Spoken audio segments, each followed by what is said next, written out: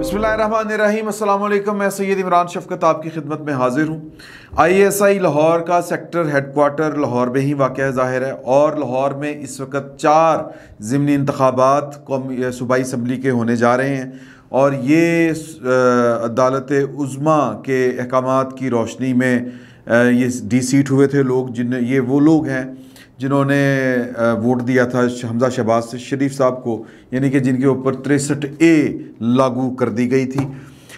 अब वो सीटें खाली हो चुकी हैं, इलेक्शन हो रहे हैं, और ख़्याल ये किया जा रहा है कि, या एक इतला है, मैं आपको इतला दे रहा हूँ, ख़बर दे रहा हूँ कि ISI इस इलेक्शन को बड़ी अच्छी तरीके से मॉनिटर कर रही है, और इस यानी कि लाहौर में ISI के जो सेक्टर कमांडर हैं उनका नाम है ब्रिगेडियर राशिद नसीर साहब। राशिद नसीर साहब जो हैं उनकी सरबराही में एक इलेक्शन सेल कायम हो चुका है, और इस इलेक्शन सेल का जो एक नुक्ता है, 1 पॉइंट एजेंडा है, और वो है कि पाकिस्तान तहरीक इंसाफ के चारों जो अफराद हैं उनको, या उनके उम्मीदवार जो हैं उनको ये इलेक्शन जितवाया जाए।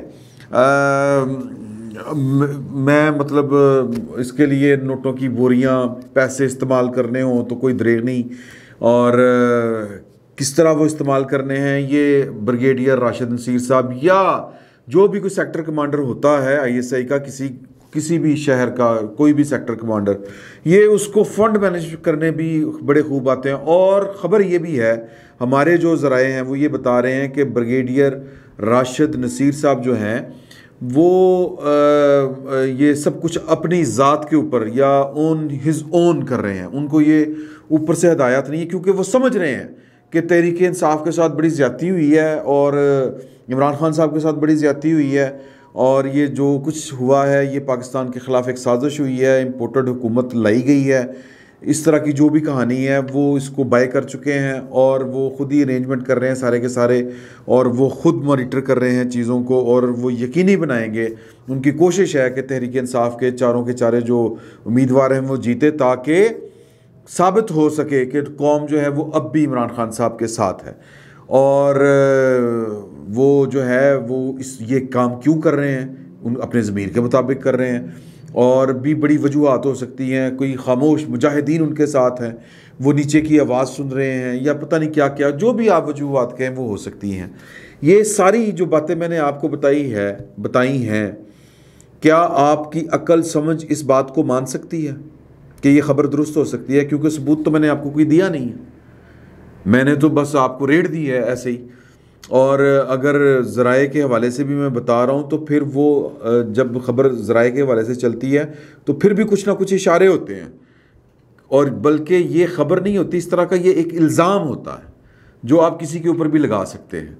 इस वक्त मैं आपको जो बात करना चाह रहा था, जिसकी मैंने एक ये तमहीद सी बांधी थी आपको ख़बर के नाम के ऊपर, मैंने एक कह लें कि बात समझाने की कोशिश की या अर्ज़ जो भी आपसे की, वो ये है कि एक मेजर रिटायर्ड हैं जनाब आदिल राजा साहब, ये पाकिस्तान से फ़रार मैं कहना चाहूँ या क्या कहूँ कि पाकिस्तान छोड़ के जा चुके हैं, और बड़ा छुपा के गए थे, और फिर पहुँच के उन्होंने धमकी भी दी थी कि मैं पाकिस्तान से मैं उधर पहुँच चुका हूँ। इनके मेरा ख्याल है कि वो मनफी प्रोपेगेंडा करने के ऊपर शायद मुझे याद पड़ता है कि इनकी भी वो जो पेंशन है वो ज़ब्त कर ली गई है। तो ये गालिबन लंदन गए थे, और एक अचानक से इनकी बीवी ने किया था कि मेरे शौहर गायब हैं, तो फिर बड़ा शोर पड़ा था कि जी कि अब अपने ही लोग उठाए जाएंगे, इस तरह की बात कही थी। तो फिर इन्होंने लंदन पहुंच के ट्वीट किया था। ये लंदन में बैठ के इस वक्त पाकिस्तान की फ़ौज के ख़िलाफ़ प्रोपोगेट कर रहे हैं, प्रोपोगंडा कर रहे हैं, और कभी जनरल बाजवा साहब के मुतालिक बात करते हैं, कभी किसी के मुतालिक बात करते हैं, कभी नदीम अंजुम साहब के मुतालिक बात करते हैं। क्यों करते हैं? इमरान खान साहब की मोहब्बत में करते हैं, और इमरान खान साहब की मोहब्बत में क्यों कर रहे हैं? ये फिर वही जवाब है इसका कि आप जब कोई जो बोएंगे वो आप काटेंगे। आपने पाकिस्तान की 2 पॉलिटिकल पार्टियों को, आपने से मुराद है कि पाकिस्तान की सिक्योरिटी इस्टेब्लिशमेंट, और आपने पाकिस्तान की उन 2 पॉलिटिकल पार्टियों को जिन्होंने मैच्योरिटी गेन की वक्त के साथ साथ, आप ही के हाथों के लगाए हुए पौधे थे, जिस तरह इमरान खान साहब आपके हाथ का लगाया हुआ पौधा है, तो वो उन्होंने वक्त के साथ साथ सीखा कि हमने लोगों को जवाब दे हैं। लोग फिर समझ आती है ना कि यार लोगों के साथ कितना जुल्म कर सकते हैं हम। तो उन्होंने सीखा, तो वो जो सीखना है वो काबिल कबूल नहीं था, क्योंकि पाकिस्तान अगर ट्रू हम डेमोक्रेसी की बात करें, जो भी पार्टी उसकी तरफ चलती है तो फिर वो लोगों को जवाबदेह होती है, वो फिर अदारों को जवाबदेह नहीं होती। जब लोगों को जवाबदेह होती है तो फिर वो उनकी कोशिश होती है कि लोगों के पास जाना है तो पाकिस्तान के जो वसाइल हैं और पाकिस्तान का जो सरमाया है या फिर जो भी है, ये सारा कुछ पाकिस्तान के अवाम के ऊपर लगे, अनअकाउंटेबल जो अकाउंट्स हैं वहाँ पर ना जाए। तो इसलिए इमरान खान साहब को लाया गया था, ये वाला तजर्बा किया गया था। पहले पाकिस्तान की फ़ौज 4 दफ़ा बराह रास्त, यानी कि आर्मी चीफ साहिबान जो हैं वो पाकिस्तान के ऊपर कब्ज़ा करके हुकूमत चला के बदनाम हुए, अदारा बदनाम हुआ। तो लिहाजा अब के बार तजर्बा ये था कि नापसंदीदा नासर को इतना गंदा किया जाए कि लोग उनके ऊपर थू थू करें, और इमरान खान साहब को एक मसीहा पेंट किया जाए और उनको सामने बिठा के पीछे से हुकूमत की जाए। इमरान खान साहब वेर के उन्होंने कहा हुकूमत मैं करांगा, मैं वज़ीर आज़म, उनको गलत फहमी हो गई। तो फिर उसके पीछे वो कहानियाँ चल रही हैं कि इमरान खान साहब क्या करने जा रहे थे। कोई 20 साल का मनसूबा था, 15 साल का मनसूबा था। इमरान खान साहब को हटाया गया क्योंकि वो पाकिस्तान का दस्तूर जो है 18वीं तरमीम ख़त्म करना चाह रहे थे। ख़ास शख्सियत को चीफ ऑफ आर्मी स्टाफ के ओहदे के वो रफाइज करना चाह रहे थे। पाकिस्तान पीपल्स पार्टी के साथ ये वाली बात शेयर की गई थी कि उनसे मदद मांगी गई थी। पाकिस्तान पीपल्स पार्टी की क़यादत ने उनके साथ गद्दारी की और जाके पाकिस्तान मुस्लिम लीग नून को मुखबरी की।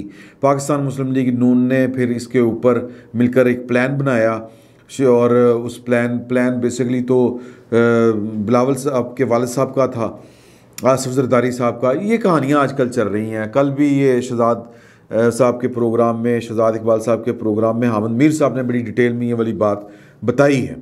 तो इस तरह की कहानियाँ चल रही हैं। अब मसला ये है कि इमरान खान साहब को इतना पॉपुलर आपने कर दिया दो पॉलिटिकल पार्टियों की नफ़रत में कि वो प्रोपेगेंडा सबसे ज़्यादा जो बाय किया है वो उन लोगों ने किया है जिनके मफादात को ज़ख्म पहुँचती थी, और वो आप ही के लोग थे, ये मेजर आदर राजा साहब जैसे लोग।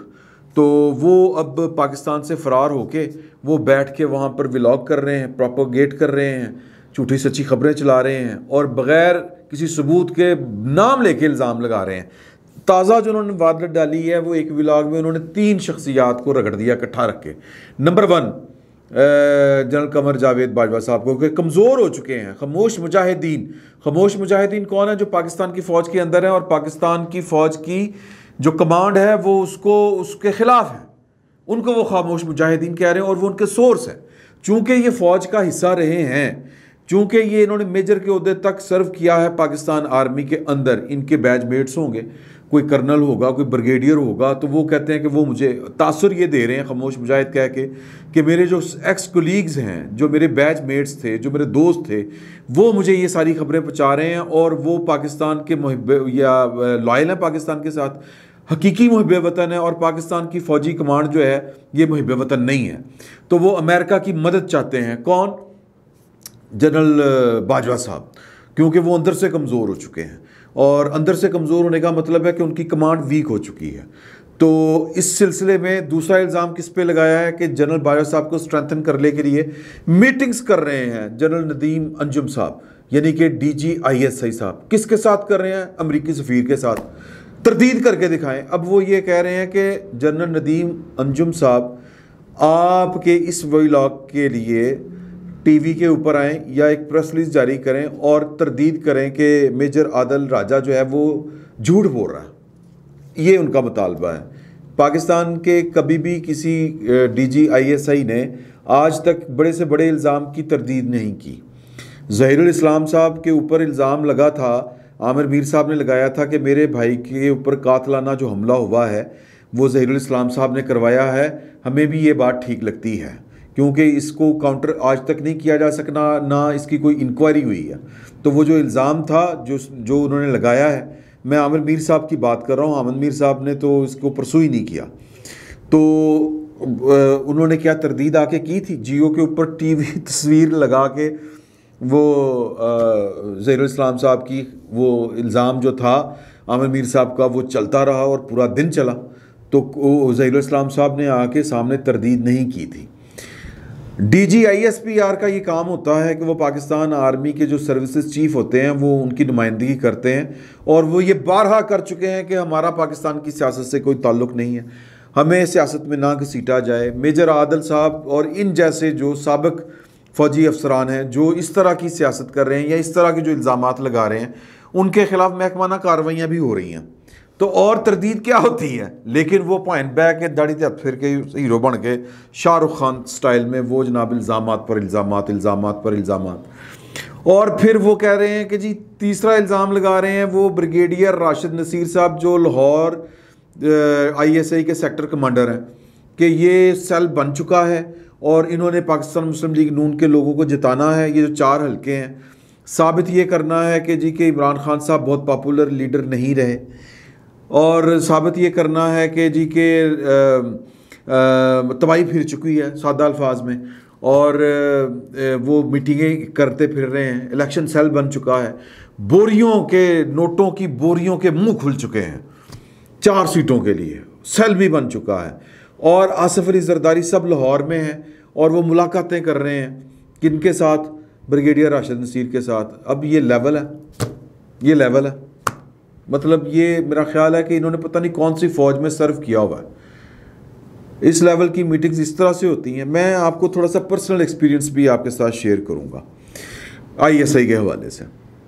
मैं कहने का, और फिर एक और इल्ज़ाम कि जी के जो अगला प्लान ये है कि जो अगले इंतखाबात हैं वो पाकिस्तान पीपल्स पार्टी को जितवाना है, और जो बिलावल भुट्टो जरदारी साहब हैं इनको वज़ीर आज़म बनाना है, और हॉटलाइन के साथ जो राब्ता है वो बिलावल भुट्टो जरदारी का है बाजवा साहब के साथ। बाजवा साहब ने ये सहूलत, ये रायत जो है वो बिलावल भुट्टो जरदारी को दे चुके हैं, वो कि वो उनको डायरेक्ट फ़ोन कर लेते हैं। मरियम बाजी को ये रायत हासिल नहीं है, ये सहूलत हासिल नहीं है, ये मेजर आदिल साहब फरमा रहे हैं। यार बिलावल भुट्टो जरदारी साहब जो हैं वो पाकिस्तान के वज़ीर ख़ारजा हैं। आपके ख़्याल में ये खेल खूल हो सकता है, लेकिन ये कोई मजाक नहीं है। और उन्होंने जिस तरह पाकिस्तान के लिए काम कर रहा है, वज़ीर ख़ारजा किसी के ऊपर एहसान नहीं कर रहा, लेकिन पाकिस्तान के लिए काम कर रहा है, उसका लाइज़ ऑन अगर चीफ ऑफ आर्मी स्टाफ के साथ है तो फितरी बात है, होना चाहिए, क्यों नहीं होना चाहिए। और अगर मरीम साहबा के साथ नहीं है तो मरीम साहबा के पास कोई सरकारी ओहदा नहीं है, बिल्कुल नहीं होना चाहिए उसके साथ। अगर मरीम के साथ होगा तो फिर ये सियासत में मुदाखलत होगी। तो अजीबो गरीब किस्म का असल में मसला ये है कि आप उस शख्स का, 2 शख्सों का कुछ नहीं कर सकते। एक वो शख्स जो नहर के उस तरफ खड़ा होकर आपको गालियां दे रहा हो, और दूसरा वो शख्स जो मुंह पे आपके मुकर जाए। आप क्या कर लेंगे उसका? कुछ नहीं कर सकते। तो मैं यानी जो मेजर आदिल राजा साहब जो हैं, ये जो हरकतें फरमा रहे हैं, ये अब इसको जो यूथियाज़ हैं या इमरान खान साहब के जो चाहने वाले हैं, वो जनाब बड़ा इसके ऊपर भंगड़े डाल रहे हैं कि जी इसके ऊपर कोई बात नहीं कर रहा, इसके ऊपर कोई बात नहीं कर रहा। भाई क्या बात करे कोई, क्या बात करे कोई? मतलब अगर आप बैठ के मैं यहाँ पर इल्ज़ाम लगाना शुरू कर दूँ कि रात को इमरान खान साहब जो हैं वो बनी गाला में फ़लाँ ख़ातून के साथ थे, एक घटिया हरकत ही करनी है ना, तो मैं अगर कर दूँ तो जो इमरान खान साहब के मुखालिफ हैं वो तो बड़े खुश होंगे, सिंपल सी बात है।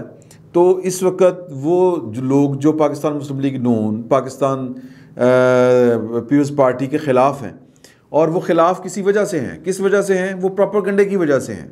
तो ये तो पाकिस्तान की सिक्योरिटी इस्टेब्लिशमेंट को अभी बहुत भुगतना है। ये मैं वैसे एक बात बता रहा हूँ कि ये जो कुछ उन्होंने बोया था उन्होंने काटना है, और इसको काटते हुए उनको लग समझ जानी है। ये भी अपनी जगह पर अब बात दुरुस्त है, लेकिन इसका मैं ये भी अपनी जगह पर बात दुरुस्त है कि इसका हल कोई नहीं है। इसका हल यही है कि चुप करके बैठे रहो और अपना काम करते रहें, वो जो कर रहे हैं पाकिस्तान की फ़ौज। मैं पर्सनल आपको एक्सपीरियंस बताने लगा हूँ कि यही ISI का सेक्टर हेडक्वार्टर है लाहौर में, जहाँ पर मेरी हर दूसरे दिन पेशी होती थी, दूसरे तीसरे दिन ना कोई व्लॉग के ऊपर टेंशन हो जाती थी पाकिस्तान, क्योंकि उस वक्त DGISI जो थे वो उनके ऊपर इल्ज़ाम है कि वो पाकिस्तान की पॉलिटिक्स में बड़े शदीद तरीके से मुलव्वस थे, हुकूमत में मुलव्वस थे। इमरान खान साहब को वही चला रहे थे, नैपियाँ बदल रहे थे बकौल अपने चौधरी परवेज़ इलाही साहब के। तो होता ये था कि थोड़ी बहुत कोई बात जो है वो कोई बुरी लग जाती थी, बल्कि अक्सर बातें उनको बुरी लगती थी, यानी डीजी उस वक़्त के डीजीसी को या डीजीआई को, तो वो जनाब पेशी हो जाती थी, ये ब्लॉक कर दें, ये प्राइवेट कर दें, मतलब, और फिर वो समझाना कि ये पाकिस्तान के ख़िलाफ़ है, ये वो है। अब नहीं ये काम हो रहा। अब जब से ये नई पोस्टिंग अक्टूबर से ऑनवर्ड, मैं ये कह दूं कि मेरी कम से कम, मैं अपनी ज़ात की कसम दे सकता हूं, मेरी कोई पेशी नहीं हुई अक्टूबर ऑनवर्ड, यानी नवंबर के, आप नवंबर लगा लें, नवंबर के बाद, यानी कि जब से ये ट्रांसफ़र हुई है, मेरी कोई पेशी नहीं हुई कि जी के ए तू की क्या भाई ना। अब पाकिस्तान की कौमी सलामती ख़तरे में पड़ी हुई है। हम हर तरह का व्लॉग कर रहे हैं, बैठ के बात कर रहे हैं। हमने पाकिस्तान की फ़ौज को उसके माजी के ऊपर लताड़ा है। हमने पाकिस्तान की जो मौजूदा फ़ौजी कमांड है, इसको जो तनकीद बनती है जायज़, वो की है। हमने मतलब जो ज़रूरी चीज़ें हैं वो की हैं, वो, और वो आपके नॉलेज में है। आप अगर टेलिंग्स के व्यूवर हैं तो बड़े बड़े सख्त जो है वो व्लॉग्स हो चुके हैं, और माजी के हवाले से भी, फ्यूचर के हवाले से भी सारा कुछ हो चुका है। तो तब जो था, मतलब, यानी बड़ा, तब में और अब में बहुत फ़र्क है। मैं ये बात आपको बताना चाह रहा हूँ, और इसी चीज़ की तकलीफ़ है इमरान खान साहब से लेके एंड कंपनी तक, यही तकलीफ़ है। क्योंकि वो अच्छा खासा 10 साल मंसूबा था पाकिस्तान के वसाइल के ऊपर कब्ज़ा जमाने का, पाकिस्तान के दस्तूर में वो 18वीं तरमीम को हज़फ करने का अच्छा खासा मंसूबा था। पाकिस्तान के दस्तूर में 18वीं तरमीम पाकिस्तान की जो रियासती मशीनरी है उसके गले की हड्डी है, कल भी थी, आज भी है। लेकिन अगर पाकिस्तान की फ़ौज की मौजूदा लीडरशिप ने ये सीख लिया है, उसको ये समझ आ गई है कि यार के इस तरह करके हमने पाकिस्तान को चला के अपनी मर्ज़ी से ज़ोर लगा के देख लिया है, इस तरह चीज़ें चलती नहीं, टूट ज़रूर जाया करती हैं।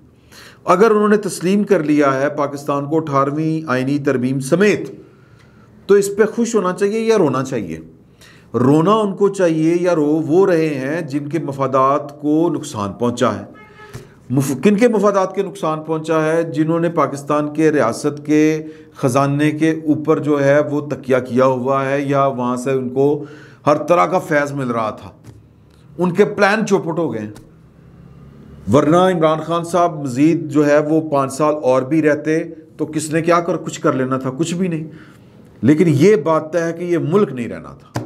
ये मैं आपको खाक में बदहन, मैं बिल्कुल ठीक बात आपसे कर रहा हूँ कि इस तरह मुल्क जो है वो चला नहीं करते।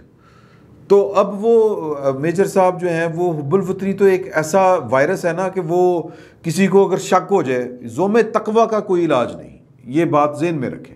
अगर आप 5 नमाज़ें पढ़ लेते हैं तो आपको अगर कोई काफिर लगना शुरू हो गया तो इसका कोई इलाज नहीं है। अल्लाह ताला तौफीक दे ज़ोमे तकवा से बचने की, और ये ज़ोमे हुब्बुल वतनी से भी बचने की। ये एक वायरस है बाकायदा कि मैं तो मुहिब्बे वतन हूँ, बाकी सारे गद्दार हैं।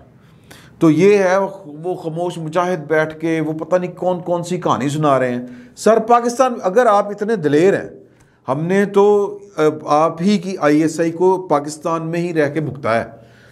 जनरल फैज़ साहब होते थे, हम बात करते थे जनरल कह रहा हूँ, जस्टिस काजी फायज़ ईसा के साथ होने वाले अंदरूनी और बैरूनी सलूक की, यानी कि जो उनके साथ बेंच के अंदर से हो रहा था, किसी के कहने के ऊपर हो रहा था, और जो कुछ, या फिर जो कुछ शौकत सिद्दीकी साहब के साथ किया जनरल फैज़ साहब ने, हम तो उसके ऊपर बैठ के जब बात करते थे तो हमें वो हमारे ऊपर क़यामतें नाज़िल होती थी बाकायदा।